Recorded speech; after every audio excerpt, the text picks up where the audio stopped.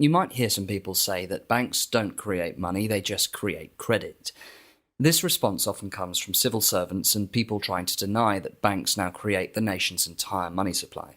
So let me show you why the numbers that banks create are money and not just credit. The key thing about credit is that it has something called credit risk. Credit risk is the risk that a person or company that owes you money won't pay you back. If you lend £50 to an unreliable friend who still owes you money from the last time you lent to him, then there's a lot of credit risk attached to that loan, because it's fairly likely that he won't repay you on time.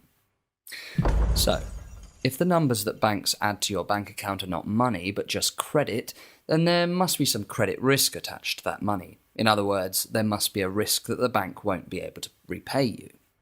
And of course, as we saw with Northern Rock, Wachovia and the Icelandic banks, there is a pretty good chance that your bank won't be able to repay you. In fact, in a legal sense, the numbers in your bank account aren't money. They're just a promise to pay from the bank. The promise is that the bank will either give you cash when you ask for it, or will electronically make payments to other banks when you ask them to.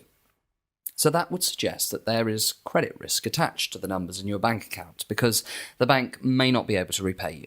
And that would suggest that the numbers banks create are not money, but just credit. In fact, the Bank of England actually follows this argument and points out a distinction between cash and bank-created money. In their 2010 Q3 quarterly bulletin, they say that Bank of England notes, i.e. the cash in your pocket, are a form of central bank money, which the public holds without incurring credit risk. This is because the central bank is backed by the government. Interesting. So, cash has no credit risk because it is backed by the central bank, which is backed by the government. But the commercial banks aren't backed by the government. So that implies that the numbers they type into people's accounts must be credit and not money. But hang on a minute. The government has a scheme called the Financial Services Compensation Scheme, or FSCS.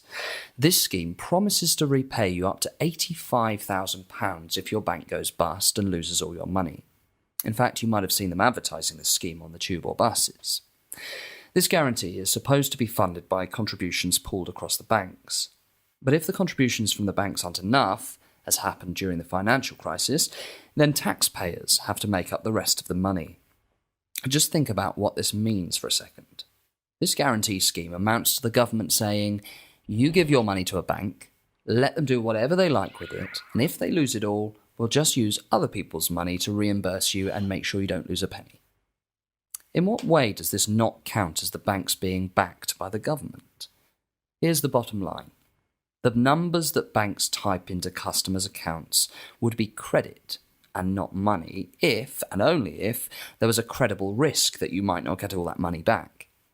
If that was the case, then bank deposits, the numbers in your account, would actually be a risky investment, and anyone putting their money into the bank would have to accept that they might lose something or all of their money.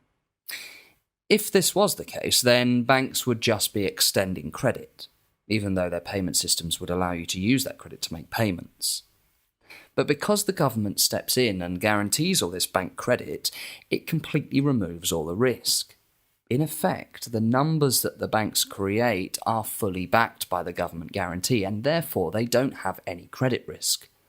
There is absolutely no difference in the riskiness of a banknote created by the Bank of England and a number typed into a bank account by one of the high street banks. So to sum up, the numbers in your account are just as good and just as safe as the cash created by the Bank of England, because the numbers in your bank account are guaranteed by the government.